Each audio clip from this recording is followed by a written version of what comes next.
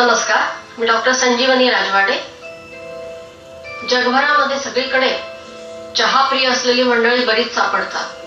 प्रत्येक ठिकाणी वेगवेगळ्या प्रकारांनी चहा केला जातो आणि वेगवेगळ्या प्रकारांनी घेतला जातो। चहामध्ये सुद्धा ग्रीन टी, ब्राऊन टी असे वेगवेगळे प्रकार येतात। त्याविषयी थोडंसं आज जाणून घेऊया। चहा जेव्हा आपल्याला औषधासाठी म्हणून वापरायचा असतो त्यावेळेला चहा घेताना त्यामध्ये दूध कधीही घालू नये। दूध घातल्यानंतर दुधातले जे प्रोटीन्स असतात त्यामुळे चहाचे जे औषधी गुणधर्म आपल्या शरीराला मिळणार असतात त्याला ते मारक ठरतात। चहामध्ये बायोफ्लेविन नावाचं एक तत्व असतं। त्याच्या जोडीला व्हिटॅमिन बी, व्हिटॅमिन ए अशी वेगवेगळ्या प्रकारची व्हिटॅमिन्स आणि मिनरल्स सुद्धा असतात, ज्याला आपण अँटीऑक्सिडंट्स असं म्हणून ओळखलं जातं। याचा जेव्हा आपल्या शरीराला उपयोग करून घ्यायचा असेल त्यावेळी चहा घेताना तो काळा चहा घेतला गेला पाहिजे। औषधाकरता चहा करताना तो कसा करायचा, तर पाणी उकळून घ्यावं, एका गाळणीमध्ये थोडी चहाची पावडर घालायची आणि त्या पावडरवरून उकळलेलं पाणी आपण ओतायचं। हे स्ट्रेन केलेलं पाणी जे असतं ते आपण चहा म्हणून घ्यायचं। त्यामध्ये थोडी साखर घातली तर चालू शकेल, परंतु दूध मात्र घालू नये।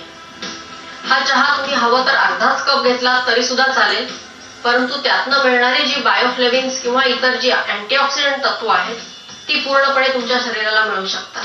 म्हणूनच चहा जेव्हा आपण दुधाबरोबर घेतो त्यावेळेला आपल्या जिभेचे मात्र चोचले पुरवले जातात।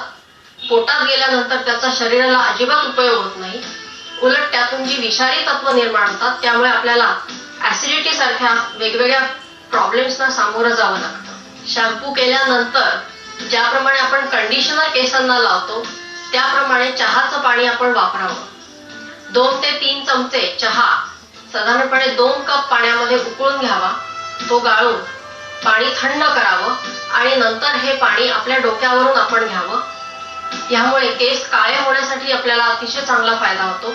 शिवाय यामध्ये वेगवेगळ्या प्रकारचे बॅक्टेरिया किंवा जीवजंतू मारण्याचा सुद्धा गुणधर्म आहे, त्यामुळे आपल्या केसामध्ये जो कोंडा होत असतो त्यापासून सुद्धा संरक्षण होतं आणि ह्याच गुणधर्माचा आपल्याला सर्दीच्या वेळी सुद्धा उपयोग होऊ शकतो।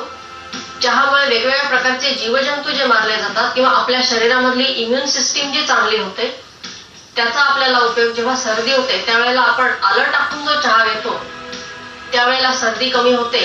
हा अनुभव सगळ्यांना आहे, परंतु त्यामागचं कारण हे आहे की त्या चहामध्ये जे काही जीवजंतू मारण्याचा गुणधर्म आहे त्यामुळे आपली सर्दी किंवा छोट्या प्रमाणात झालेला खोकला असतो तो बरा होऊ शकतो।